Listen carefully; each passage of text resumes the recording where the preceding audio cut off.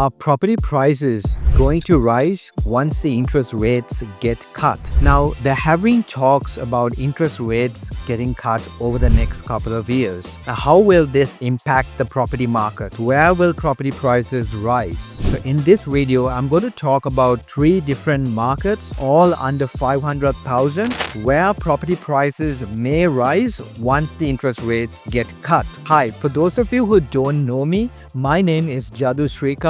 I'm a buyer's agent for property investors, and I buy properties all around the country using a data-driven approach. So if you want to work with me, go to my website propertyframeworkbuyersagency.com.au and book a session with me there. Now today we're not going to talk about the red hot markets of central Queensland, northern Queensland, regional South Australia or regional Western Australia. We're going to talk about the cooler markets of NSW and Victoria. Now, what are the characteristics of these markets which may cause prices to rise once the interest rates get cut? So the first thing is that they have relatively low stock levels, that rental demand is really strong, the vacancy rates are really tight. The third thing is that the affordability is still relatively healthy. So that means the residents can easily manage the mortgage repayments. The next one is that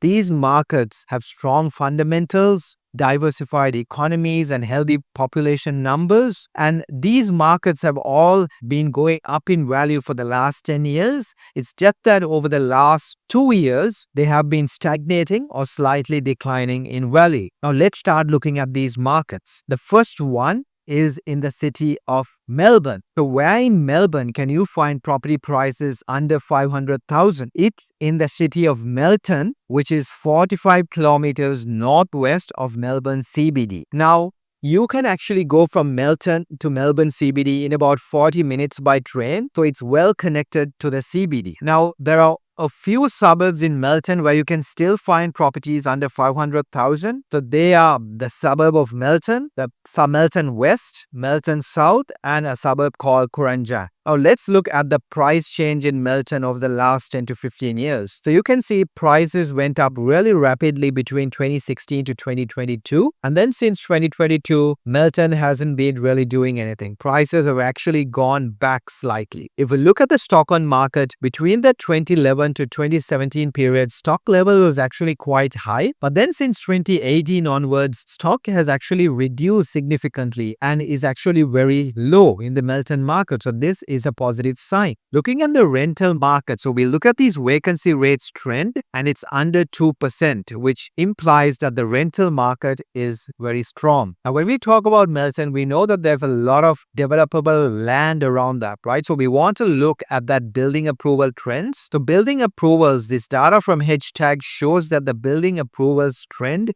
in Melton has been reducing. Now, while there are new houses coming here, you have to take note that all of them will not come together at the same time and cause a flood of new properties. Developers will be careful to release them in stages so that there is no actual oversupply. Now, looking at the demand side of things, the days on market in Melton has been increasing slightly, but it's still just around that 40 days. So it means that the pressure in the market is relatively healthy still. Now, the next one is the affordability in the Melton region. Now, what affordability means, as defined by Hashtag, is that if a family allocates 50% of their income towards mortgage repayments, how long are they going to take to completely pay off that mortgage? So if that number is less than 30 years, then that suburb is really affordable. Now, Melton, you can see it's hovering around 40 to 45 years, but you have to take note that Melton has suburbs between 400,000 and 900,000. So it could be the more expensive suburbs which are pushing that affordability threshold higher.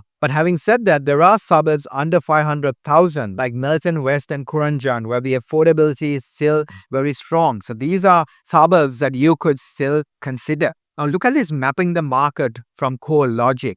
It shows the price change in Milton over the last 3 months. And what you can see here is that most suburbs have recorded -3 to 0% over the last 3 months. Not a market where property prices are accelerating. It's a very stagnant market. But once the interest rates get cut, there's a potential for the market to recover and move up in value because of low stock, high rental demand, and good affordability. So what can you buy in Milton? You can buy a low-set brick home for $450,000 on a decent-sized block of land, and it can rent out for around $420 per week. Now let's look at the second region, and that's the city of Bendigo.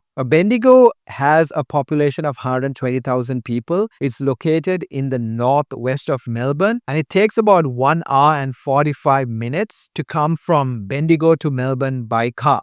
Let's look at this price change in Bendigo. So Bendigo was really moving up in value between 2016 and 2022. But since 2022, prices again have been stagnating or slightly declining in value. The stock on market trend here shows that stock has been increasing since 2022, but it's still relatively low if you compare it with the 10-year averages. Now the rental market here shows that vacancy rates are under 1%, so very strong rental market here. The days on market for Bendigo, the time it takes for a property to sell, has been trending up over the last few years, but still is around that 40 to 50 days. So which means the days on market is still a relatively healthy number. Now affordability in Bendigo is just around 30 years. So that's a really good sign. It means that local residents can easily afford mortgage repayments. Now let's look at this mapping the market from CoreLogic for the Bendigo market. We're still seeing most suburbs between -3 to 0% in terms of price growth. But we're also seeing some suburbs positive price growth like Fring Gully and Flora Hill, Jonathan. These three suburbs have actually recorded positive price growth over the last 3 months. So what can you buy in Bendigo? You can buy a low-set brick home for around $450,000, which could rent out for about $420 to $450 per week. Now let's move to the third market, and this is in the city of Albury and Itlin, New South Wales. So the population in Albury is around 57,000. It's located 326 kilometers northeast of Melbourne. It's actually closer to Melbourne than Sydney, and it takes 3.5 hours from Melbourne and 5.5 hours from Sydney by car. Now there are only two suburbs in Albury where you can still buy under 500,000, and they are Lavington and North Albury. Now looking at this price graph for Albury, we can see that prices have been going up since 2016, but then since 2022, 2023, 2024, there has been that slowdown in prices and the stagnation in the market. Now stock on market has been reducing since 2021 and is quite low. The vacancy rate is under 1%, so a very strong rental market in Albury. The days on market has been trending up over the last few years, but is still around that 40 to 50 days. So again, a relatively healthy market in terms of its demand. Now the affordability in Albury is between 30 to 35 years, so that's really healthy. The local residents in Albury can easily manage mortgage repayments, which allows for price rises to easily occur. Now let's look at the mapping the market from CoreLogic over the last 3 months. While you can see suburbs in pink, so that means -3 to 0% growth, we can already see some suburbs like Glenroy, Thurgoona and Lavington having recorded positive price growth. So that's already a positive sign for the market. So what can you buy in Albury? You can buy something for $450,000, a low-set brick home, which would rent out for $480 per week. So these are the markets where potential price rises may occur. There could be more markets, but I'm only covering these 3 markets here. And when I say price rises are going to occur, I'm definitely not talking about boom conditions. These are probably markets where price rise will occur slow and steady. We're not going to see an acceleration of prices. It's just going to be slow and steady growth, probably 5-6% per annum once the market recovers and starts another growth cycle. But still, potentially good markets to consider. And this is also counter-cyclical investing. Not many people or investors are looking at these markets. So if you're going into these markets, you're actually going against the grain and getting into these markets. So that's really the summary of all these markets. I hope you found some value in this video. Please like and subscribe to the channel, and I'll see you in my next video.